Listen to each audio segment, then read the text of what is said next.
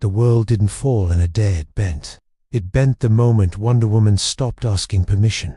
In the final seconds before everything changed, the skies above Earth were burning red. Cities trembling beneath alien fire, and the Justice League stood fractured, darging, bleeding, hesitating. Superman looked to Batman for a plan. Batman looked to the future and saw only probability and loss. And in that silence, as millions screamed below, Diana of Themyscira stepped forward and made a choice that would save the world and forever change it. She did not raise her voice. She raised a command, and the world obeyed. This is the story of how the Justice League won absolute victory and lost something far more important. The invasion began like every other apocalypse, without warning and with overwhelming force. Parademans tore through the skies in endless black swarms. Omega beams carved entire city blocks into ash, and Darkseid's war engines landed across continents as if Earth were already conquered territory. The Justice League responded as they always did, fast, powerful, and divided. Superman was everywhere at once, pulling collapsing bridges apart with raw strength, carrying entire buildings to safety, burning through legions of invaders with heat vision that split the clouds. Batman coordinated from the watchtower, his voice calm but strained as casualty numbers climbed faster than he could process. Flash evacuated cities at impossible speed, his hands shaking as time itself fought back. Aquaman defended the coastlines. Green Lantern formed shields the size of countries. And Wonder Woman fought at the center. She didn't just battle parademans, she hunted commanders. She cut through Darkseid's elite with a fury born of war, not reaction. Every strike was precise. Every movement carried intent. To Diana, this was not chaos. This was a battlefield, and Earth was losing because it refused to fight like one. When Darkseid himself stepped onto the surface, the ground cracked beneath his boots, and hope faltered. Superman engaged him immediately, their clash leveling a mountain range. The League converged, throwing everything they had into the fight. But Darkseid was prepared. He always was. An Omega beam struck Flash midrun, tearing through time and flesh alike. Green Lantern's ring flickered as willpower met inevitability. Batman's contingency weapons failed one by one, predictions collapsing under a future that refused to align. And Superman was driven into the ground, bones shattered, breath stolen, eyes dimming as Darkseid stood over him. That was the moment. Not when Superman fell, but when no one moved.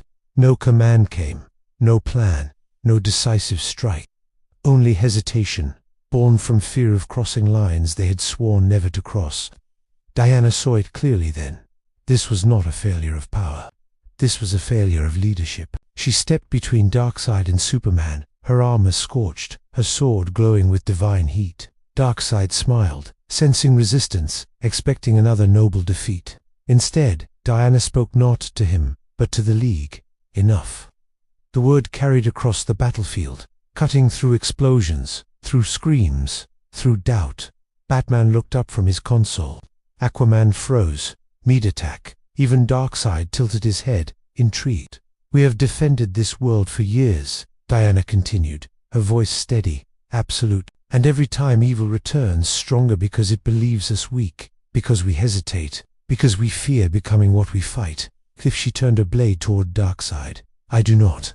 Before anyone could respond, she attacked not with restraint, not with hope or redemption, but with the full, merciless efficiency of an Amazon general. She didn't fight Darkseid to push him back. She fought to end him. Superman tried to rise, to stop her, but his body wouldn't answer. Batman shouted her name. Diana didn't look back. The battle was brutal and final, with the League backing her, not debating, not questioning, but following. Darkseid fell, not banished, not delayed, killed. The silence afterward was deafening. Earth was saved, but something fundamental had shifted. In the days that followed, the world didn't celebrate the Justice League the way it once had. There were no parades, no easy smiles.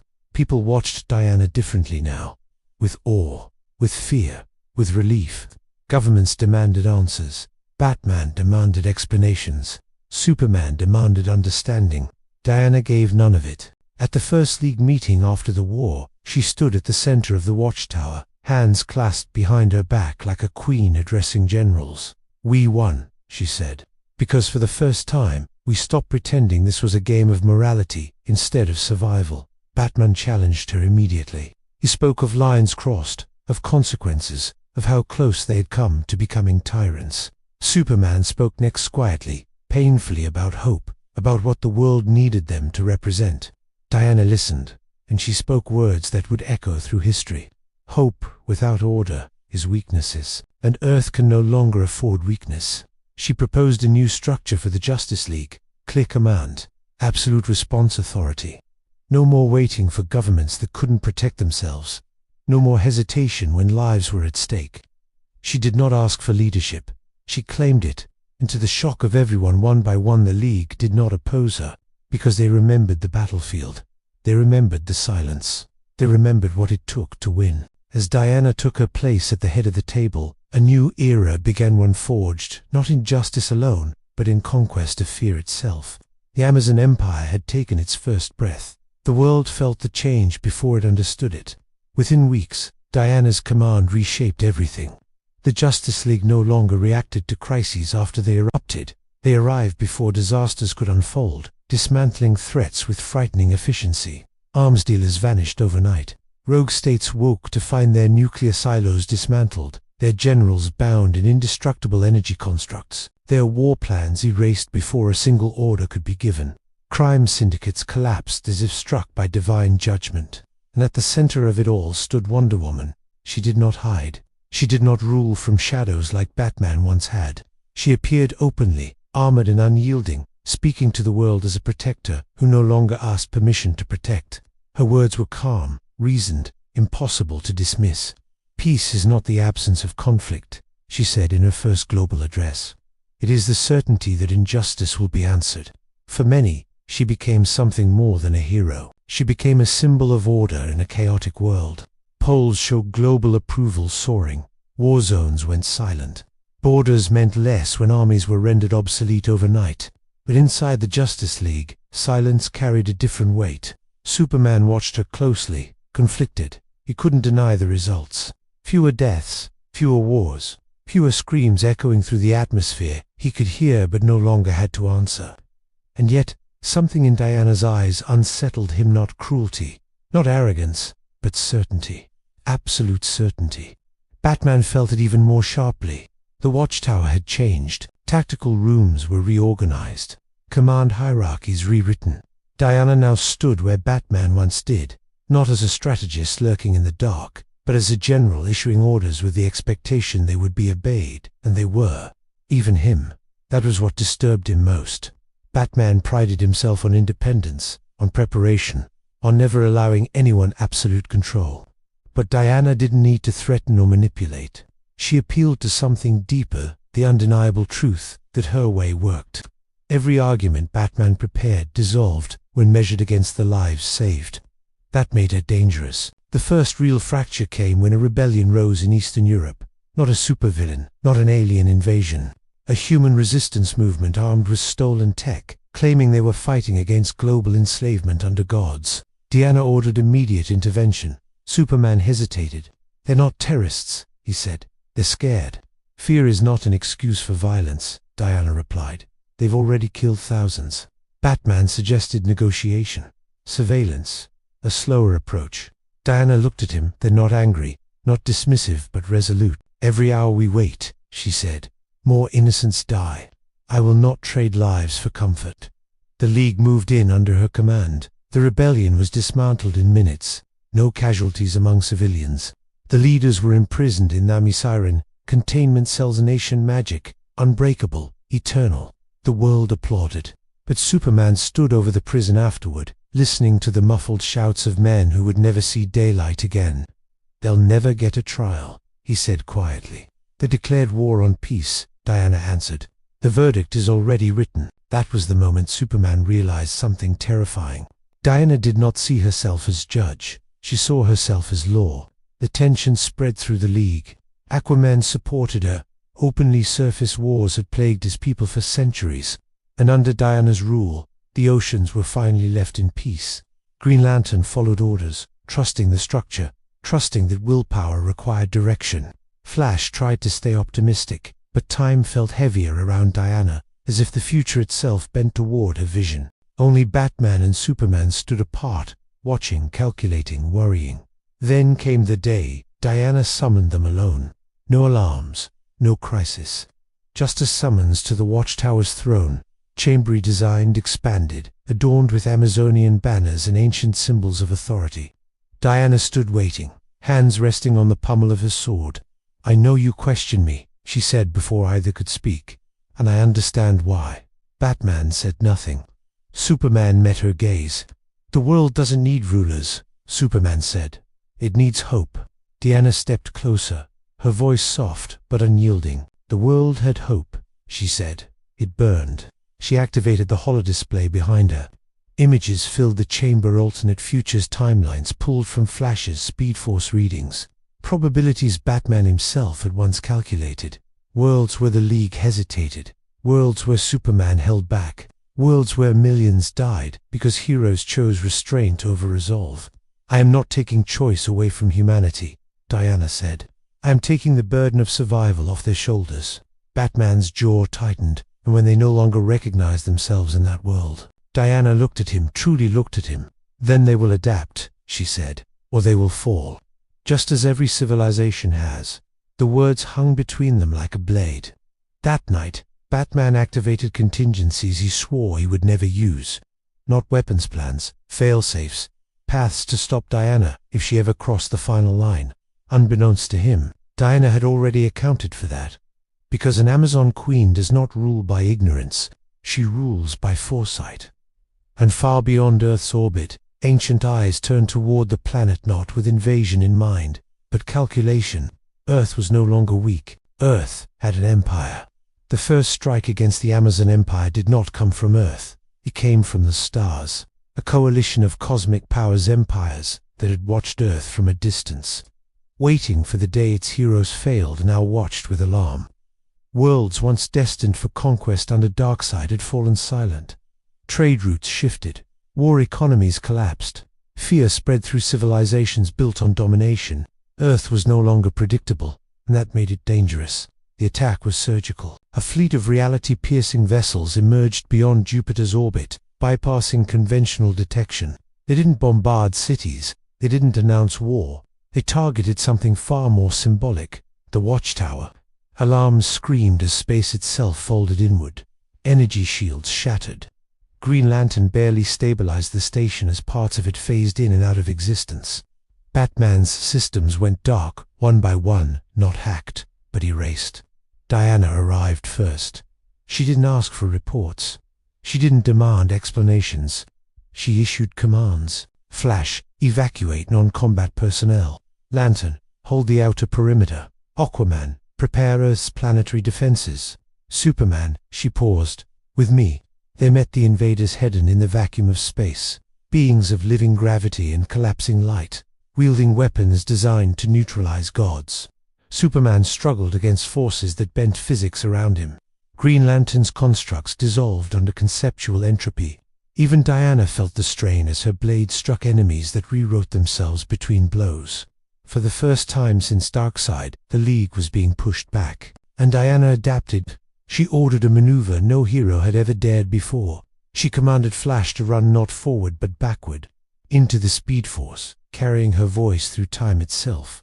In seconds that felt like eternity, Flash returned armed with future countermeasures, knowledge pulled from timelines where Earth survived this exact invasion only by becoming something harsher, stronger, united under absolute command. Diana enacted those futures without hesitation. She authorized orbital weaponry humanity didn't know existed. She unleashed Themysciran war relics sealed since the Age of Gods. She ordered Superman to strike with full force. No restraint, no mercy. The battle ended in less than 6 minutes. The invaders were not defeated. They were annihilated. Across the cosmos, a message spread faster than light. Earth is no longer a target. Earth is a warning. The League returned victorious, battered, but alive. And the world cheered louder than ever. But Superman did not. He stood alone above the planet, staring down at the blue world he loved, feeling something unfamiliar settle in his chest. Fear, not of enemies, of what they were becoming. When he confronted Diana, it wasn't in anger. It was in sorrow. He changed time, he said. He used futures that weren't meant to exist. Diana met him without flinching. All futures exist, she said. I chose the one where Earth lives. At the cost of free will, Superman replied. At the cost of who we are. Diana's voice softened. You still believe humanity must be guided gently, she said. I have walked among them for centuries. Kel, I have seen what happens when power refuses responsibility. She placed a hand on his chest. You are hope, she continued. But hope needs direction. Superman stepped back. And who directs you? For the first time, Diana hesitated. Not because she lacked an answer, but because the answer frightened even her. Elsewhere, Batman uncovered something he prayed wasn't true. The contingencies he'd activate, the silent safeguards meant to stop Diana, were gone, not destroyed, integrated, rewritten into the League's systems as subordinate protocols. She hadn't erased his plans. She had absorbed them. When he confronted her, Diana didn't deny it. You taught me to prepare for betrayal, she said calmly. I learned well. Batman stared at her, realizing the truth far too late. The Justice League was no longer a balance of equals. It was an army, and Wonder Woman was its queen. Far beyond Earth, something ancient stirred, something older than gods, older than empires. It had watched the universe rise and fall countless times, and it recognized the pattern. This was not the rise of a hero. This was the beginning of a reign. The being that stirred beyond the edge of creation did not fear the Amazon Empire. It welcomed it. In the deep void where even stars feared to burn, the entity known only in lost cosmic scriptures as the Architect awakened. It was not a conqueror like Darkseid, nor a destroyer like the Anti-Monitor. It was something far worse, a curator of civilizations. It allowed worlds to rise, measured their strength, and when they reached a certain threshold, it tested them. Earth had crossed that threshold. The test began subtly. Across the globe, crime dropped to zero in a single night. Not diminished, not suppressed, erased. Every violent offender, every warlord, every hidden tyrant simply stopped acting, as if an invisible hand pressed pause on human darkness itself. Governments reported unprecedented stability. Markets stabilized. Borders dissolved into cooperation. The world was perfect, too perfect. Superman felt it first. He listened to the planet every second of every day, and now it was quiet, not peaceful, controlled. Human chaos, the beautiful, painful noise of free will had vanished. He brought it to Diana. This isn't us, he said. We didn't do this. Diana studied the data, her brow tightening. No, she agreed, but someone has learned from us. That someone revealed itself 3 days later. Reality folded open above the Themyscira, not torn, not invaded, opened like a door being politely unlocked. The Architect descended in a form the mind could tolerate, towering, luminous, shaped like a crown of stars in shadow. The air itself bent in reverence. Even Diana felt the weight of it press against her soul. I have watched your world, it spoke, its voice echoing inside thought itself. You have done what few civilizations achieve. You have unified power. Diana stepped forward alone. This world is protected, she said. Leave. The Architect's presence pulsed amusement. Perhaps. I have no intention of conquering, it replied. I have come to elevate. It showed them the truth. Every civilization that survived the universe's great collapse had followed the same path. Centralized authority, absolute enforcement, moral ambiguity abandoned in favor of survival. Diana's empire was not an anomaly. It was evolution. You have proven worthy, the Architect said. Join the greater order. Help me reshape existence into something stable, eternal. Superman recoiled. You're talking about ruling the universe. The Architect turned to him. I am talking about saving it. Diana said nothing for a long time. She saw it then, the full scope of what she had begun. Not just Earth, not just peace, but a universe without endless war, without suffering born from indecision, an empire not of cruelty, but of order. Batman watched her carefully, already knowing the danger. You say yes, he said quietly, and there's no going back. Diana closed her eyes. She thought of Darkseid, of burning cities, of children screaming beneath collapsing skies, of a universe that punished mercy and rewarded brutality. When she opened her eyes, her decision was made.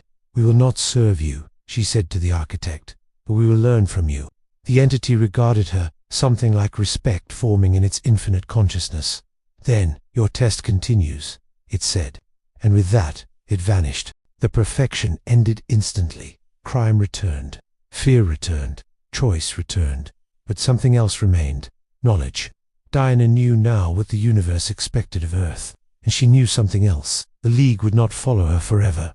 That night, Superman stood before the League, his voice steady but heavy. "We need to talk," he said, "about where this ends." Diana met his gaze across the chamber, and for the first time since she took command, the Amazon Queen felt the Empire begin to crack. The confrontation did not explode into violence. That was the cruelest part. The League gathered in the Watchtower's central chamber, suspended above Earth, like a jury hovering over a fragile truth. Outside the windows, the planet turned peacefully, unaware that its fate was being debated by gods.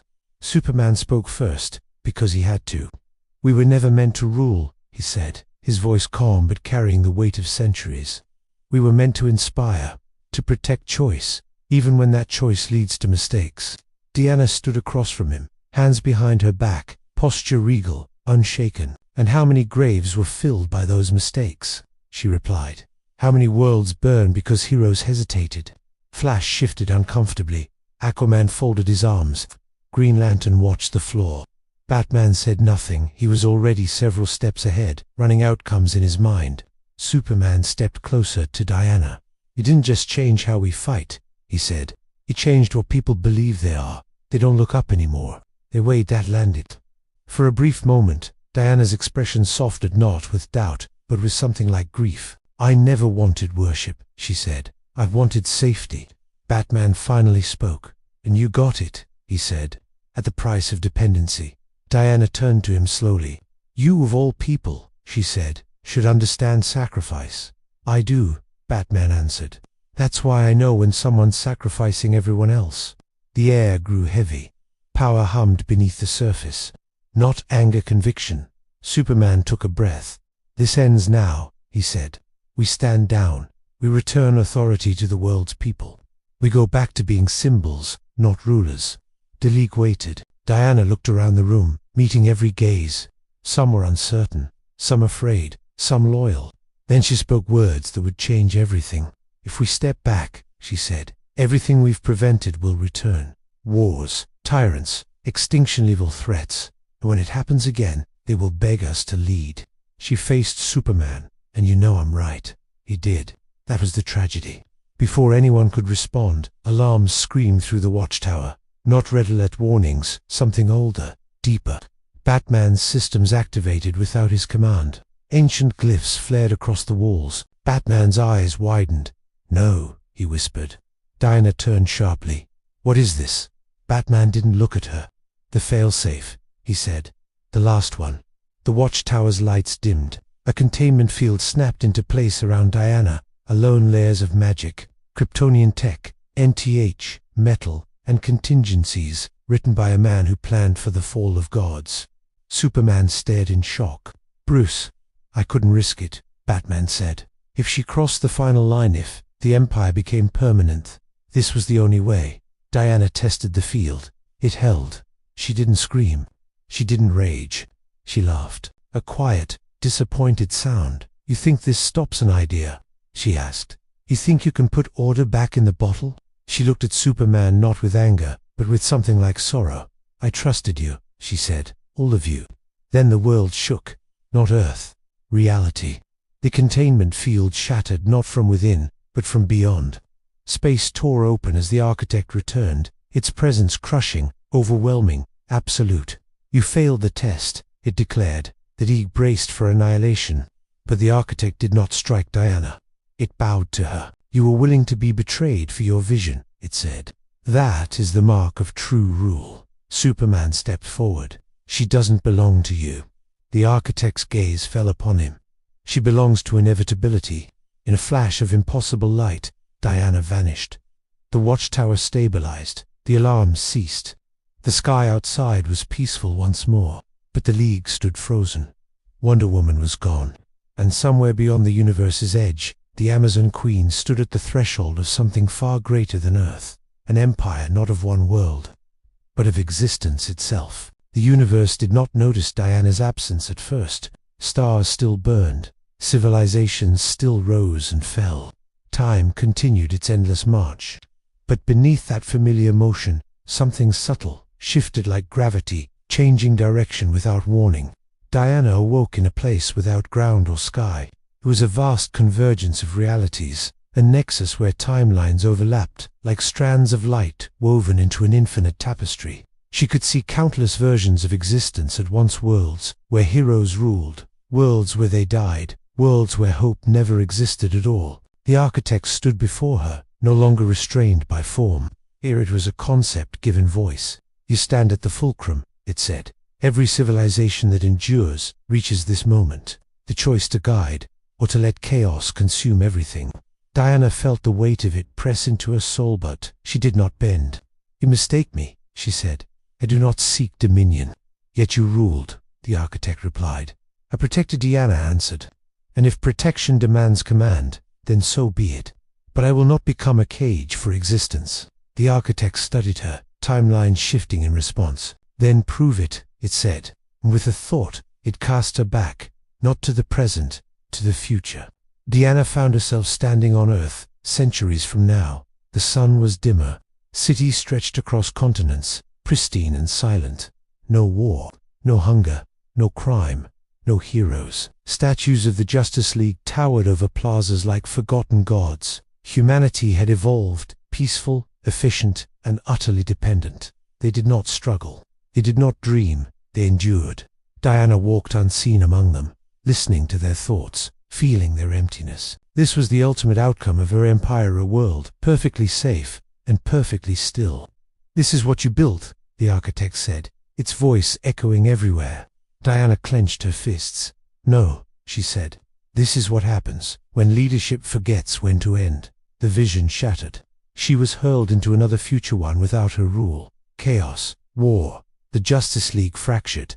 Earth burned beneath cosmic invaders. Humanity screamed its last. Then another, and another. Victory, extinction, tyranny, freedom, every possibility. Until Diana understood the truth the architect wanted her to see. There was no perfect path, only responsibility.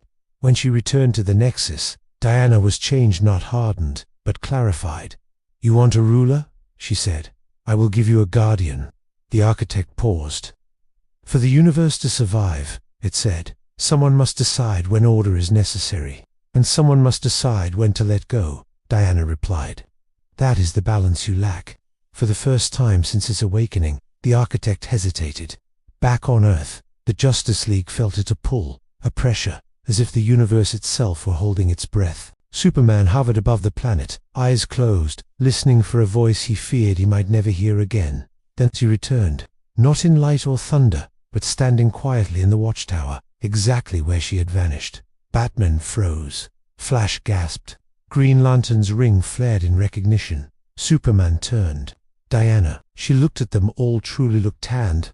Something in her eyes was different, not diminished, refined. The Empire is over, she said. Relief washed through the room, but she raised a hand. Not the responsibility. She explained everything. The architect, the futures, the cost of absolute rule and the cost of abandoning it entirely. We will not govern Earth, Diana said, but we will not pretend we are only symbols anymore. Batman studied her carefully. And who decides when we act? Diana met his gaze. All of us, she said. Together, or not at all. Superman felt something loosen in his chest. Hope, real hope, far beyond reality. The architect watched silently as the universe corrected its course, not through domination, but through choice guided by wisdom. The test was not over, but it had changed. And for the first time since the Amazon Empire rose, the future was uncertain again. In the best possible way. Uncertainty did not bring peace, it brought consequences.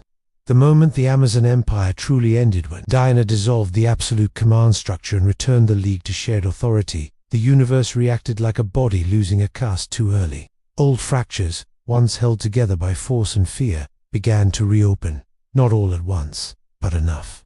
On Earth, governments reclaimed power quickly and clumsily. Old rivalries resurfaced. Borders hardened again. Some leaders welcomed the League's new stance.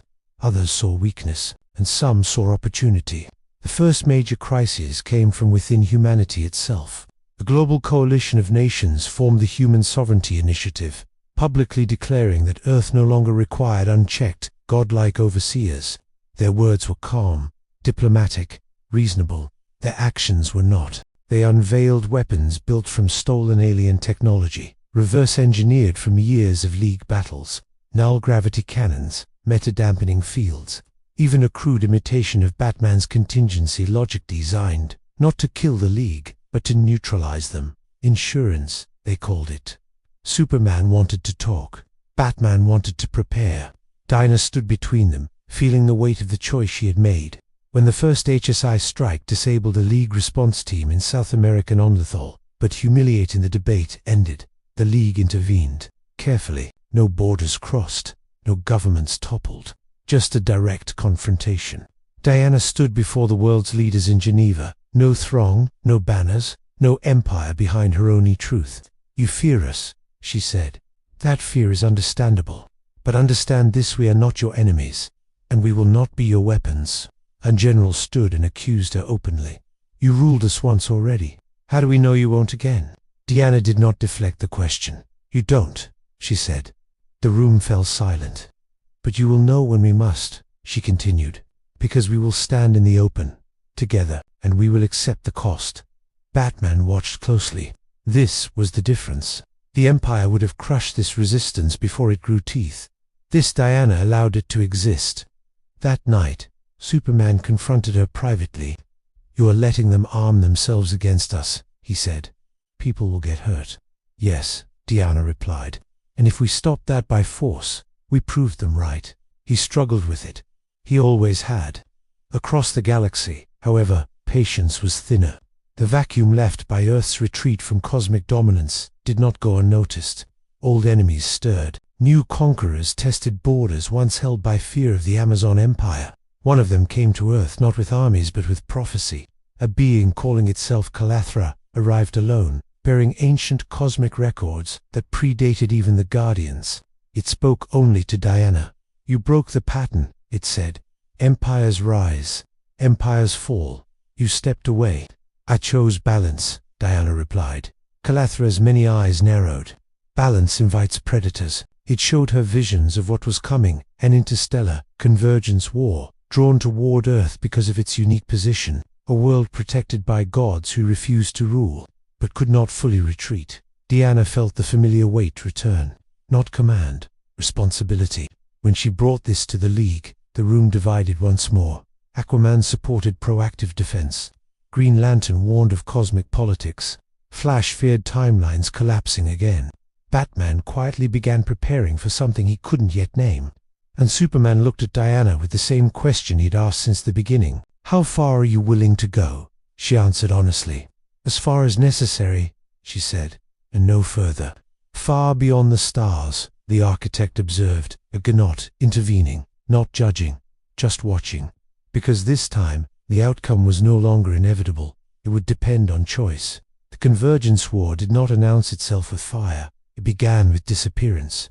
The entire star systems went dark, not destroyed, not conquered, simply gone, erased from the cosmic map, as if they had never existed. Lantern outposts vanished, mid-transmission. Ancient civilizations older than Earth blinked out in silence. Batman was the first to understand what that meant.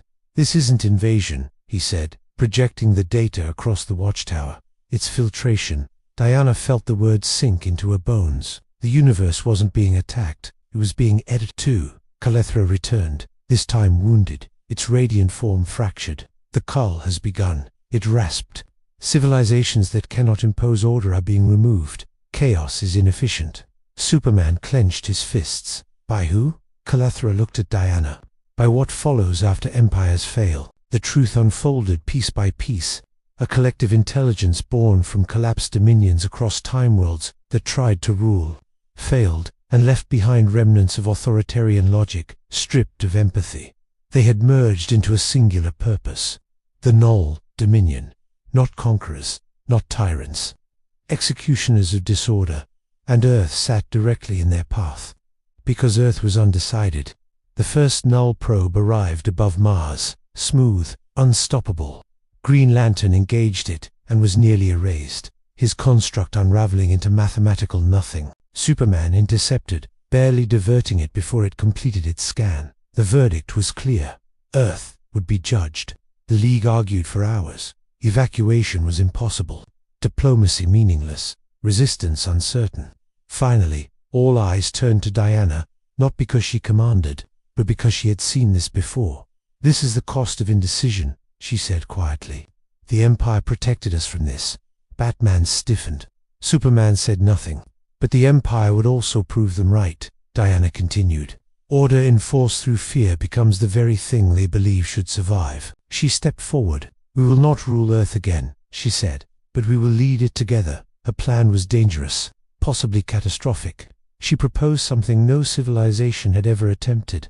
Not empire, consensus. Using Amazonian truth magic, Lantern willpower, Martian telepathy, Speed Force probability, and Batman's global networks, the League would link humanity into a temporary unified decision, every mind aware, every voice counted, no rulers, no subjects, not control.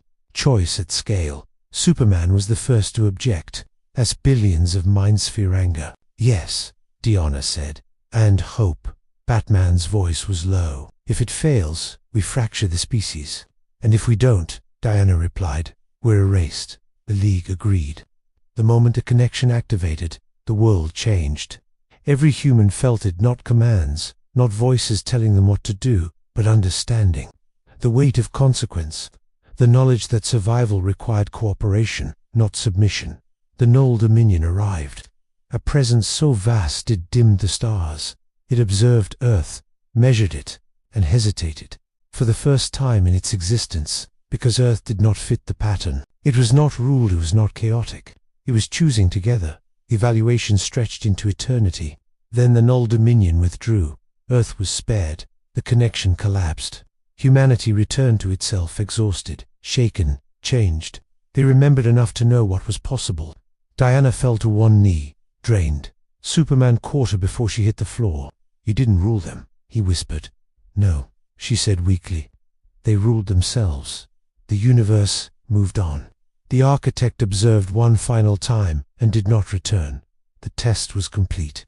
Earth had failed Empire and passed something far rarer, leadership without a throne. The universe exhaled, not in relief, but in acceptance. In the weeks after the Null Dominion's withdrawal, Earth was quieter than it had ever been. Not silent, not controlled, but reflective. People argued again. Nations disagreed. Protests returned. So did art, ambition, defiance, and doubt. Humanity was human again, but it was no longer the same humanity. Those who had felt the unity, however briefly, could not forget it. They remembered what cooperation without coercion felt like, what shared responsibility meant, not as a command, but as a choice. And with that memory came expectation, not of gods, but of accountability. The Justice League found themselves under a different kind of scrutiny. Not fear, not worship, questions. Why didn't you do this before? Why did it take an empire to teach us unity? Why did it almost cost us everything? Diana accepted every question. She stood before the world again, this time without armor, without sword, without command. "I believed strength required control," she said. "I was wrong. Strength requires trust and the courage to step back." Some forgave her, some did not. She did not ask them to. Within the League, the scars remained. Batman dismantled the last of the old contingencies, not out of guilt, but closure. He understood now that no plan could save the universe alone. Flash struggled with echoes of timelines he'd touched and futures he'd helped erase. Green Lantern returned to the cause, carrying a story no Guardian could fully process. Aquaman returned to the seas, determined to let Atlantis choose its own destiny without divine pressure. And Superman changed the most. He no longer hovered above cities as often. He walked among people. He listened more than he spoke, learned what it meant to inspire without intervening. One night he found Diana standing on the edge of the Themyscira's cliffs, watching the ocean crash below. "You could have ruled the universe," he said. Diana smiled faintly. "So could you." They stood in silence for a long time. "Do you regret it?" Superman asked. She considered the question carefully. "I regret the pain, she said. I regret the fear, but I do not regret learning the truth. And what truth is that? Diana looked out at the horizon, where the sun met the sea. That power without humility becomes tyranny, she said, and humility without strength becomes extinction. Superman nodded. Balance. Yes, Diana said. But balance is not stillness. It's constant effort. Far away, in places even the architect no longer watched, the universe continued its endless cycle. Empires rose. Empires fell. Civilizations made the same mistakes over and over again. But one world had changed the equation, not by ruling, by choosing. And somewhere deep in the fabric of reality, that choice echoed quiet, fragile, and powerful enough to matter. Time moved on, indifferent, yet aware of the subtle shift that had occurred on Earth. Months turned into years, and the League settled into their new rhythm. They responded when needed, but no longer dictated the course of human civilization. They became mentors, guides, and guardians, but never rulers again. Diana led by example, a living embodiment of courage, wisdom, and restraint, and not by force. Yet the scars of the Amazon Empire lingered. Nations remembered the moment of absolute power and wondered if it could rise again.